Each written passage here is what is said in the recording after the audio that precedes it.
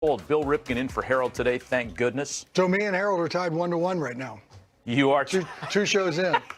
And tomorrow you will have passed? I will have passed him. The host of the show. Record breaker. Harold actually happened to have taken these days off ordinarily, but after the goings-on here at this space yesterday, had he chosen to come to work, I would not have come, because Harold came in here with a combination of whooping cough, pink eye, stuffy nose. My goodness. Rot. Why am I sitting in this chair right now? I don't know what he had, man.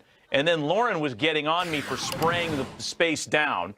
She said, "Oh, my God, I can't believe you're doing that. That's cancer in a can." It's chemicals. That's the truth. I would rather roll the dice with the chemicals than with Harold's funk being blown across at me. Let me ask you a question. Did you do anything with this area after the show yesterday? Was it sprayed and wiped down? I did not personally, but I'm led to believe it's been completely sanitized. There was a guy with a hazmat suit in here as soon as Harold left, and a bucket of Purell.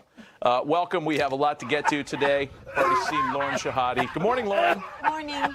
How are you feeling today? I feel great. Yeah, I know. By the way, Bill, the answer to your question is he only Lysoled his space. He didn't care about it. That's all right. That is probably true. I'm good. I just assumed, we got other people. I've got enough toxins in my body to eliminate all that stuff anyway. JP Morosi is, for the second day, safely away from this toxic space.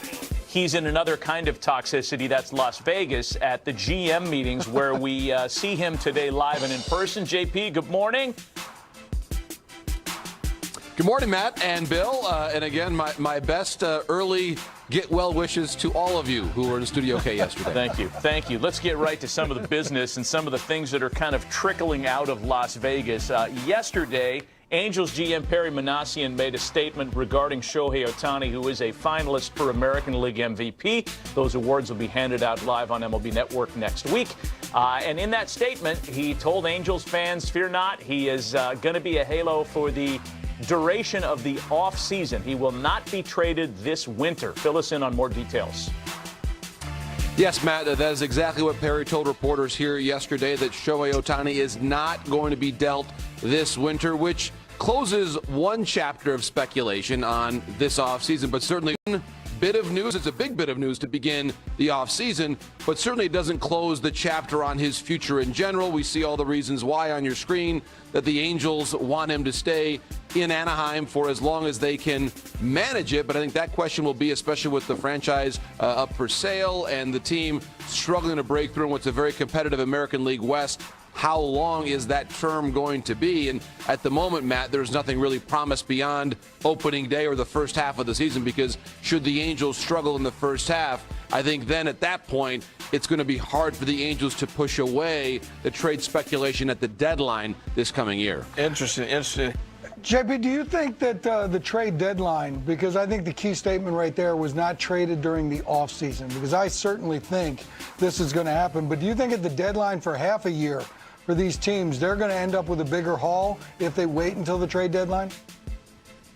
You know, Bill, it's an excellent question. I do think for a rental player, when you think about what Ohtani brings, it's two players in one. And so by that measure, you would probably be getting back more than any other rental player in recent baseball history. So there's still going to be a lot of interest and value in him, even for just half of a season. And Bill, for me, that is why the Angels are one of the most intriguing teams in Major League Baseball in the coming weeks, because we're waiting to see from Perry Minasian and his staff what their direction will be. They still have a galaxy of stars, Ohtani, Trout, Rendon. But the question is depth. And how many moves do they need to make themselves competitive with the reigning World Series champions and the ascendant Mariners, who looked really good throughout the season? And that, to me, is where we're about to find out where their true level of competitiveness is. If they just roll this back with the same cast of players that they had a year ago, it's hard to say that they have a better chance to pass the Mariners and the Astros. But if they become aggressive and maybe add a couple key bats to lengthen the lineup and certainly shore up the rotation as well, we could see a more competitive team than we expect from the Angels. But certainly, Bill, if things don't go their way in the first half, I think we'll see one of the most competitive bidding processes ever for a trade deadline acquisition, because he would fit everybody in two different ways, as a bat and an arm. All good points, JP. And I guess next year, if we see mysteriously the Giants or the Yankees or some other team pivot to a six-man rotation without any explanation, we'll know that maybe the groundwork is being laid to welcome Shohei Ohtani.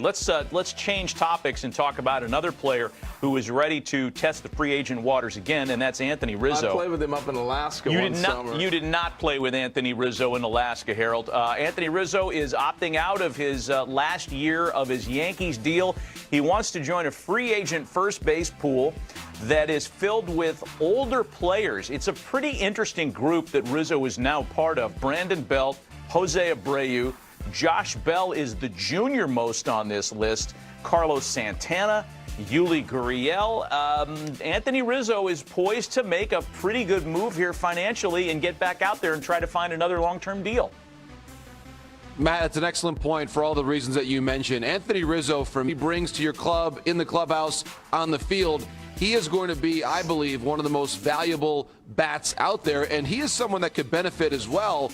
Not because he's going to be a DH, because he's obviously a very elite defensive first baseman too, but having now the universal DH across Major League Baseball would give National League teams some flexibility, even if they have a first baseman already in place, to maybe move that first baseman to a DH role and have Anthony come in as your first baseman. I've always wondered, Matt, about the possibility of Anthony going back to his native South Florida and playing for the Marlins. And you mentioned the Giants and Brandon Belt a moment ago. I think Anthony would be a tremendous fit for the Giants, a team that I think we're going to see overall with Aaron Judge too. But Rizzo out there to the West Coast, I would love that fit, and certainly his ability to hit in that ballpark, I think, would be very, very appealing to the San Francisco Giants. Boy, I feel like he should never have been allowed to leave the Cubs. He should have been. Speaking of legacy-type players, Clayton Kershaw, he is a free agent. It'd be hard to envision him wearing any other uniform than that of the Dodgers. People have tried to link him with the Rangers for a long time based on his connection to the state. He's a Texas native, grew up not far away from Arlington. I've got a hard time swallowing any of that. Is there a place other than Los Angeles that's realistic for Clayton?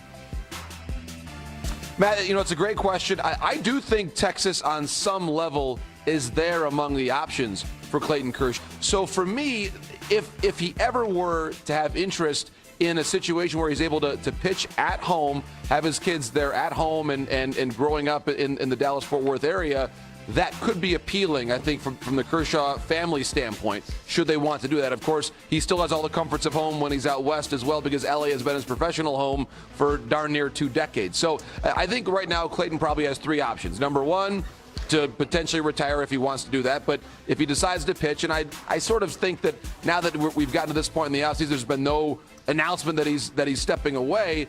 I sort of think that we'll see him back on the mound at some point in 2023. Then it's probably a 2-team conversation. Either the chance to be a career-long Dodger, which has to be the favorite for all the reasons that you mentioned, or that possibility if he and his wife Ellen have that conversation about wanting to play at home in Dallas, that perhaps that enters into the discussion as well. So I think for all the reasons that you mentioned, Matt, the most likely scenario is probably still he's in a Dodger uniform in 2023, but we're a long way from, I think, a decision being reached there by Clayton Kershaw and his family. Fair enough. I just hope we don't get to a point where I'll have yet another excuse to throw my phone out the window of a moving vehicle when I get the John Heyman tweet or from somebody else that says mystery team involved in Kershey. It's LA or bust is what I say. Hey, BBWAA Awards Week coming up next week. It's always a lot of exciting stuff here on the network when we have the live announcement for all these prestigious awards. And of all of them, in both leagues, which for you is the most compelling, closest? Well, I have a few different award ideas in mind. Let's start with the NL MVP. NL MVP, 3 finalists announced yesterday, and I just love the fact that we have 2 teammates among the 3. Nolan Arenado, Paul Goldschmidt, and then, of course, Manny Machado rounding out that field. You look at the productivity that Goldschmidt has.